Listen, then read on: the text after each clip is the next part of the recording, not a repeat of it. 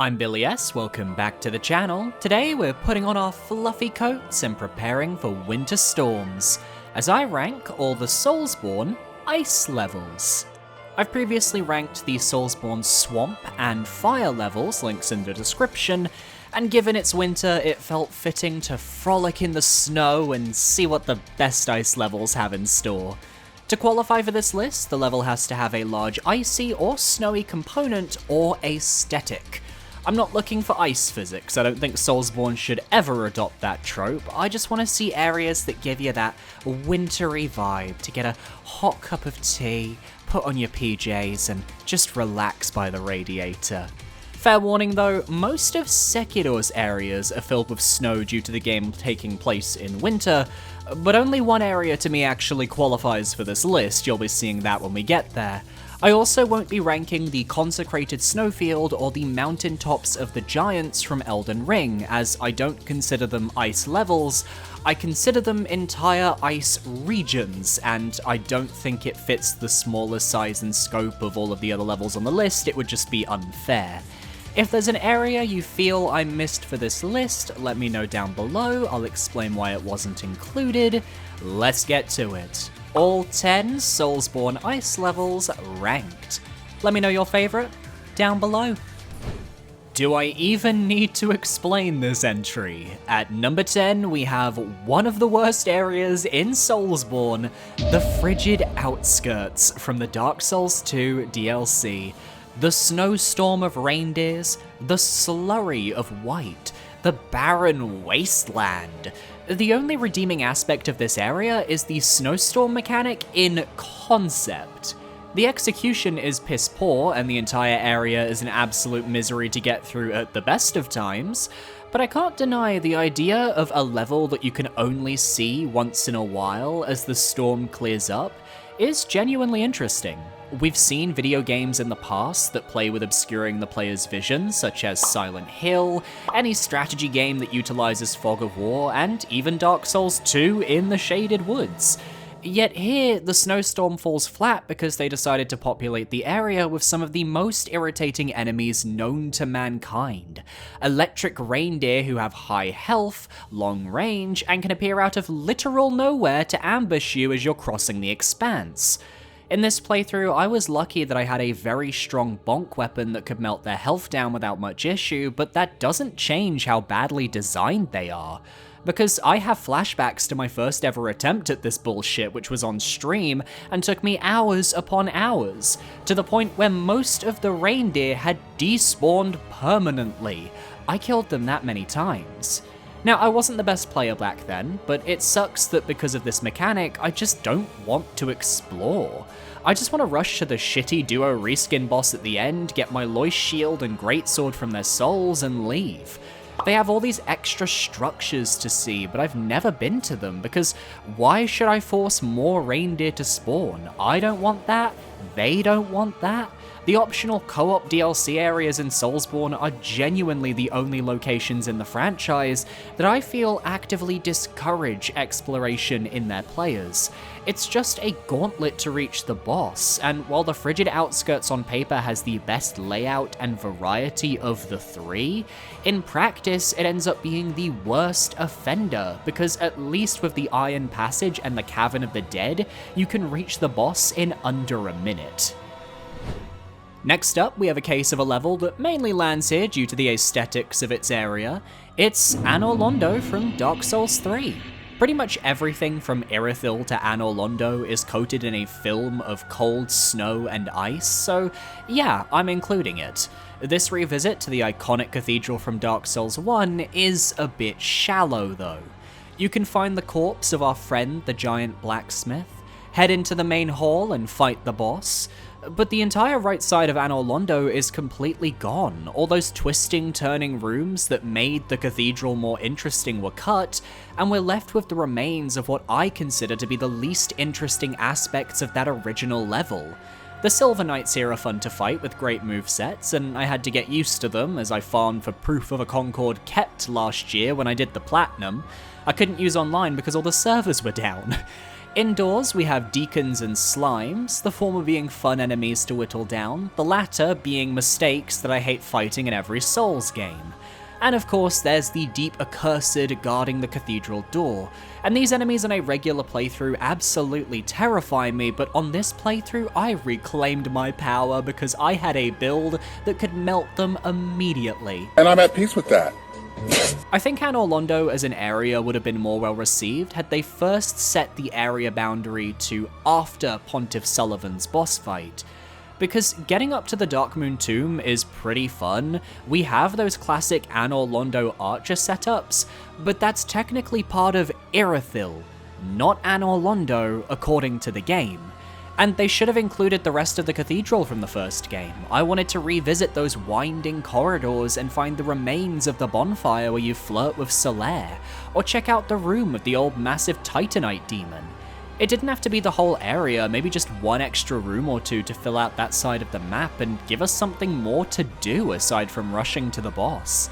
Aldrich is still a personal favourite character, even if his boss doesn't quite live up to his hype, but seeing how he's consumed Gwendolyn and also potentially Nito and Priscilla, I think it's a cool ending, and I'm a simp for easily gained nostalgia points. I'll always love an Ornstein and Smo boss battle reference. At number 8, we have the sole Elden Ring entry on this list, Castle Sol. I used my Elden Ring area ranking videos as a baseline for which locations I could include in this video, and Castle Sol is considered a proper Elden Ring dungeon, in the same vein as something like Castle Morn. It's not a legacy dungeon, but it's expansive enough that it feels bigger than your traditional copy-paste fort. Just the approach alone is memorable, as you race through a graveyard filled with skeletons thanks to a hidden Tibia Mariner. Then there's a Deathrite bird that was infamous for being an absolute wall to overcome in my latest playthrough, before heading down to the toiling bell of the Walking Mausoleum. From Guardian Lions to Warhawks, there's a whole host of Elden Ring enemies to contend with, and if you're well leveled, you'll be able to cut through them with relative ease. There's the path along the battlements where you have to avoid spectral soldiers and their firebombs and ballistas, or to access the Sorcerer painting, which I find really tough but fair to overcome. There's a mid-sight grace inside a church that acts as a nice breather before you tackle the second half of the area, which also contains a legendary armament, the Eclipse Shotel. Lore buffs have been watching this connection with bated breath as a nearby ghost links this area to Mikola, but the Eclipse is the symbol for Godwyn, Prince of Death. DLC hints, mayhaps? Commander Niall's boss fight is one of the more unique experiences in the game that I have a soft spot for.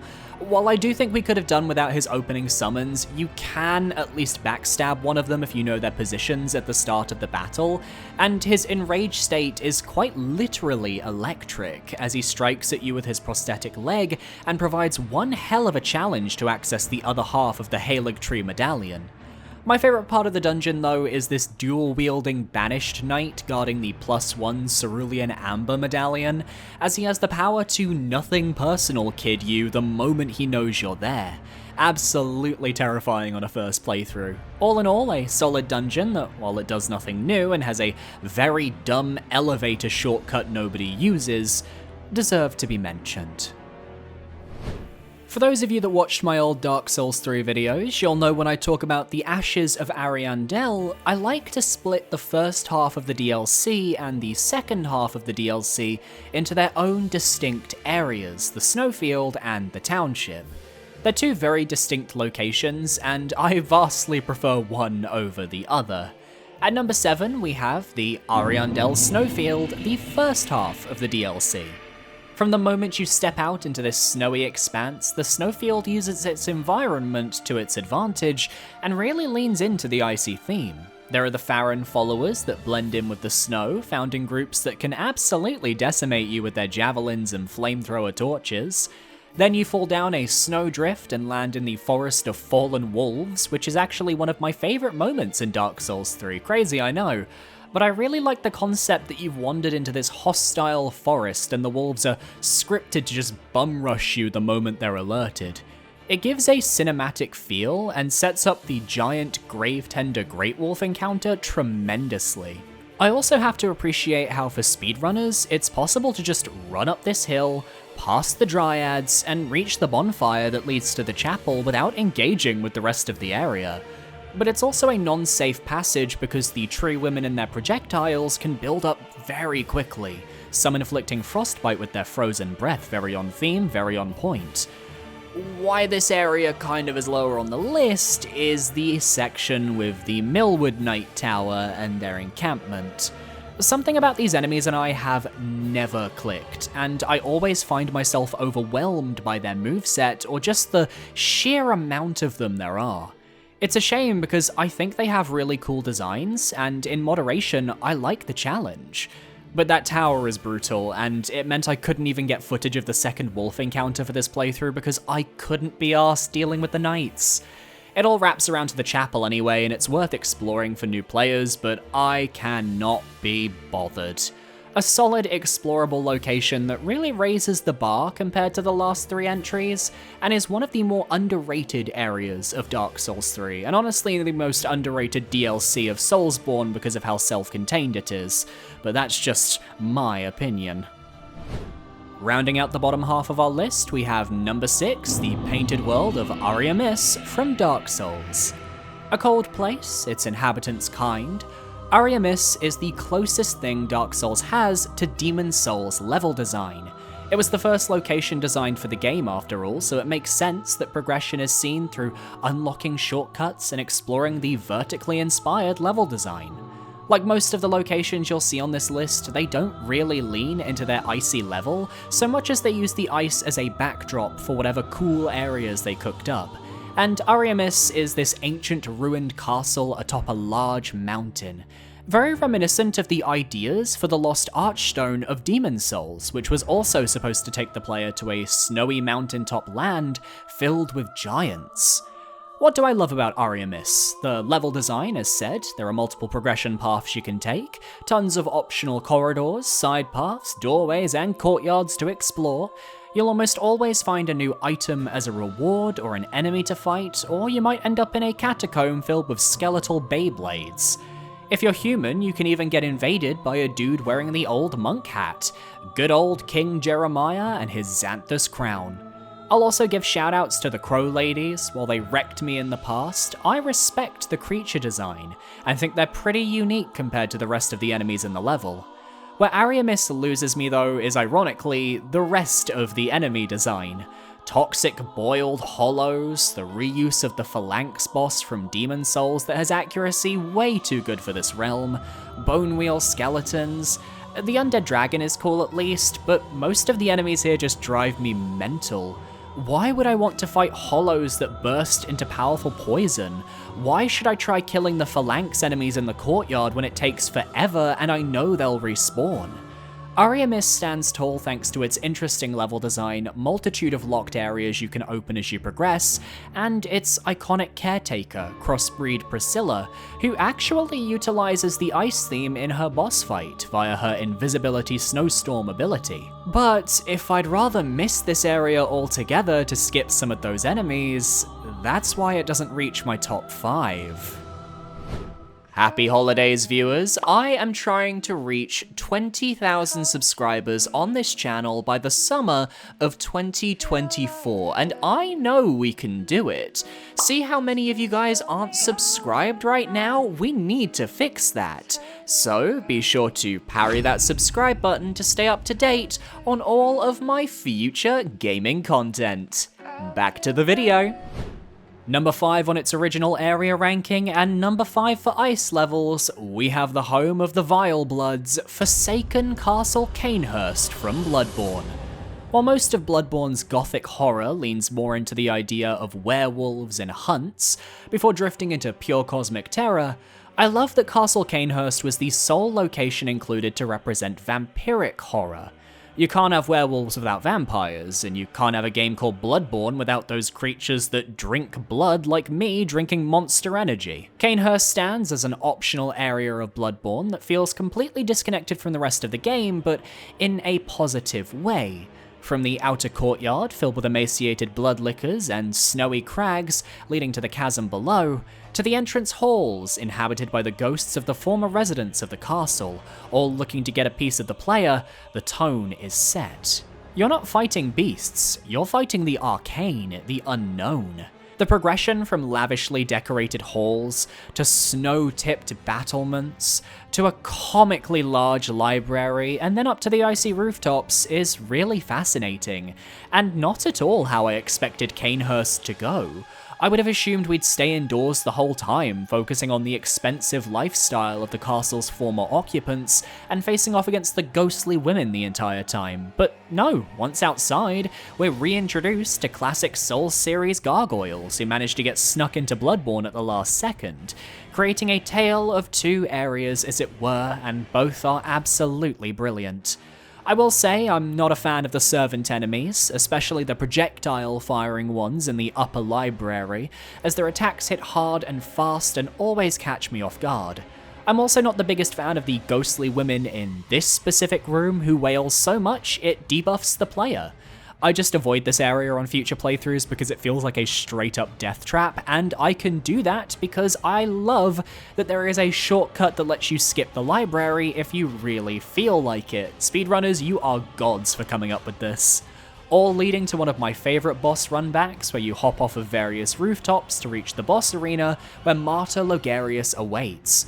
One of the very best fights base game Bloodborne has to offer. Canehurst is dripping with atmosphere from start to finish, and that is perhaps its biggest strength. And while I'm not quite as high on this area as I was in the olden days when I first played Bloodborne, I think it's one of the better optional locations in the series and well worth everyone's time. We're almost at the top 3, and next up on our list is our Souls Sekiro Shadows Die Twice entry as we dive deep into number 4, the Sunken Valley. Of all Sekiro's areas, this feels like the one location that is entrenched in the snows, and for good reason. The Sunken Valley is a hostile chasm that lets the grappling hook shine as you grapple from cliff face to rocky shelf, slicing down gunmen as you go. There are 2 paths you can take from the start, one that provides progression, and one that takes you to a hidden graveyard with an optional headless encounter if you have the Mibu water-breathing technique. Progression sees you avoiding sentries and taking down enemies before they can shoot you into the void, which becomes this area's focal theme, as your aim is to explore and raid the ominously named Gun Fort. This can be found just past the main idol for the Sunken Valley, and is easily one of my favourite moments from Sekiro. There's nothing better than grappling your way from platform to platform, getting ever closer to the gun fort, before you drop off the bridge and hook your way up the cliffs. The gunmen are scarily accurate, so you have to keep moving, but once you've made it to the inner fort, the enemies are like putty in your hands. I love that they hid firecracker traps in the snow as well, which when triggered, alerts nearby enemies to your presence, a weird mix of stealth and speed that ends with a really fun mini-boss against long-armed centipede giraffe, whose deflect timing is so predictable it feels extremely satisfying to parry. Seeing that posture bar go up is a thing of beauty. There's even a hidden cavern with a prayer bead if you go looking for it that has a surprisingly ominous atmosphere. But there's one aspect of this level I haven't mentioned that takes it over the top to something I will never forget. Snake Eyes motherfucking Shirafuji. Found towards the start of your assault on the gun fort, this mini-boss is one of the toughest in the game and will absolutely destroy you if you don't adapt to her fast moveset and dangerous grab attacks. I just spammed my mortal draw on her to whittle the health down, and I have zero regrets. She's an icon, a legend, and she tore my chest open with a giant gun, so... And number 3, say what you will about the Ashes of Ariandel DLC as a whole, but you can't deny that the level design of the Ariandel Township is shockingly well done. This area to me starts with the descent to the town and ends with the nest beneath the chapel, and is the standout part of the DLC. While I know public opinion is mixed, I think the Corvian Knights are some of the coolest and sleekest enemy designs I have seen in years. They're threatening, they're fast, the Wolverine version in the river beneath the town has such a cool entrance, it gives me Captain Kuro from One Piece vibes, and the rapier variant that slays the sickly Corvians before coming after you still manages to defeat me to this day. But while the town isn't a particularly large area, why I love the township is actually the mountain pass behind the town. After a run-in with Sir Wilhelm's dulcet tones, great encounter, talk to me more daddy, we reach... I'm sorry, I can't say that with a straight face. We reach the mountain pass, and I'm reminded why From Software's level design is genius. This area takes full advantage of the ice and the snow, hiding Farron followers all throughout the area's nooks and crannies. You'll mistake them for rocks, you won't notice them slink out of the shadows, and suddenly you're ambushed and forced to fight your way through throngs of foes. The further up you get, wolves join the fray, Millwood chieftains spot you and begin using their earthquake combat art to shake the ground beneath you wherever you stand. It becomes unsafe to stay still for too long as you push down trees to create shortcuts, fall down cliffs, and keep making your way upwards. For me, it's the most dynamic and well-designed area of the DLC, which is then followed up by the fairly bland, somewhat disgusting nest. Not much to cover here, it's indoors, so the ice theme doesn't even follow through. The enemies make me want to retch, but you're in and out quickly, so it's fine. I also consider the chasm with the Champion's Grave Tender as a part of this area, so the routes leading downwards, the Millwood archers attempting to stop you, and the frozen lake, complete with crab and dryads below, fill out this area with icy goodness I can't help enjoying. Sure, we have one of the worst boss fights in the game at the bottom, with a decent theme and a great arena, but that's balanced by this area also having the Sister Freed boss fight, which is one of the best in Soulsborne. An overall solid second half to the Ariandel DLC, and while not popular opinion, I find it fabulous to play through every single time. So when it comes to the purposes of ranking my top 2 areas, I had to take this video's theme into consideration, because in any other circumstance, I'd rank number 2, Irithyll of the Boreal Valley, in the number 1 spot. But the area it was competing against is the one level in Soulsborne that actually utilizes ice the most, whereas Irithyll uses it as a stunning backdrop to create a fascinating winter city to explore. From the moment you approach and take down the Pontiff's Beast, or run, you're met with the Aurora Borealis, localized entirely in the lands of Lothric, and it sets a tone. This is a cold, dark place, but has this level of beauty to the architecture that has me intrigued. It's a different ambiance to the rest of the game, especially the prior towns like the High Wall or the Undead Settlement. Here, the main enemies are the Pontiff Knights. They're like smaller dancers of the Boreal Valley, but just as deadly, with similar spinny slicey movesets. Then there are the Slaves, which can build up against you if you're not careful, often accompanied by Fire Witches you have to close distance fast to defeat. And I love that some enemies give you melee focus while some attack from range, forcing you to change up your playstyle to accommodate for each. The lower city is also of note, with the gigantic lake where you can encounter the Pontiff's Beast if you didn't kill it prior, as well as a sewer system filled with horrific sewer centipedes that definitely triggered my arachnophobia back in the day. Not so much anymore, love the design. There's this one room filled with slaves that you can barely see aside from the glimmer of their eyes, and I always underestimate them in here and it's easy to accidentally die. Or how about the street leading up to the Pontiff filled with dogs and magic spam? An easy Irithyll choke point that many have fallen to, but once you get the elevator shortcut, it's a quick path to the boss. Of course, we've got the room with the Silver Knights and the painting of Guinevere, which is meant to clue us into the true nature of Irithyll. Definitely a room I won't soon forget, and very well placed. Pontiff Sullivan himself is a great fight and felt like a progression barrier for many back when the game first launched, even if now you can parry him for easy damage. Followed by the climb up to Anor Londo, with giants, deacons, and Anor Londo archers littering the spires as you clamber across rooftops. I'm really paraphrasing here, but I think Irithyll is one of the tightest levels in terms of giving you progression, while also allowing you to explore everywhere you want. It's more linear than you'd expect, but has so much to do in those little alleys and extra rooms that you can find yourself lost here for hours, culminating in the reveal of Anor Londo and the realization that we finally got to explore the city from Dark Souls 1 in its new cold form.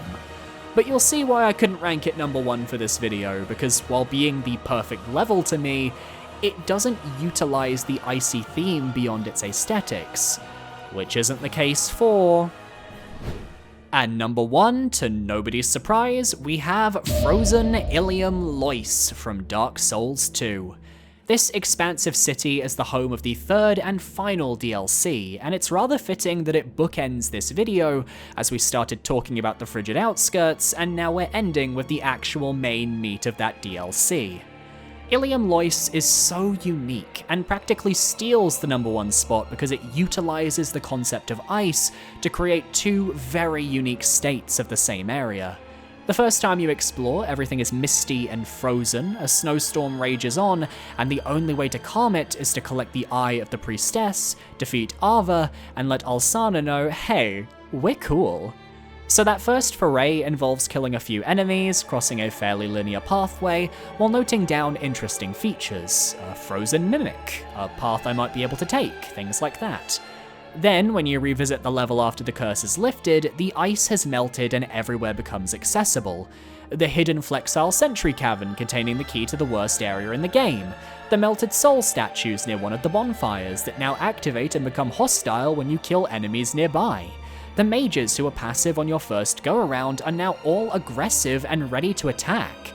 There's a whole lower part of the city to explore, complete with Sonic the Hedgehog and Jabba the Hutt. What a crossover! I also just love the mechanics at play here. You have to find 3 Lois Knights to help defeat the Burnt Ivory King, and for every knight found, the boss fight is made easier at the end of the DLC. You're truly rewarded for finding every single nook, every single cranny, every single optional path and item, and it creates a surprisingly detailed area that, while it may not look as aesthetically pleasing as Irithyll, manages to have a very similar feel to its progression and vibe. I know not everyone likes Ilium Lois, and I totally get it. The white snow can be a bit blinding at points after the curse is lifted, and not all the enemies are particularly interesting or inspired, but the placements are fun, some of the setups are cool, and we have those friendly but not friendly player ghosts trolling us as we explore. Not to mention Mr. I'm going to disguise as furniture. Capped off with 2 fabulous bosses, Ava, whom I think is quite underrated as a Dark Souls 2 beast boss with a fun challenge mechanic if you choose to face her invisible, as well as the Burnt Ivory King, who is quite literally one of the best cinematic fights in the game. From Software don't mess with their main DLCs, only the sides. Ilium Lois, for truly embracing the themes of ice and snow, you are the best ice level in Soulsborne. Congrats! And that's my list. Which of these areas is your favourite? Let me know down below, and be sure to parry that subscribe button to stay up to date on all of my future videos. My socials are on screen now, feel free to follow where you feel comfortable. I recommend my Twitter, my Blue Sky, or my Discord. A massive shout out to my patrons for supporting me on Patreon for another month. You guys are amazing, and I'll see you guys next time. Adios.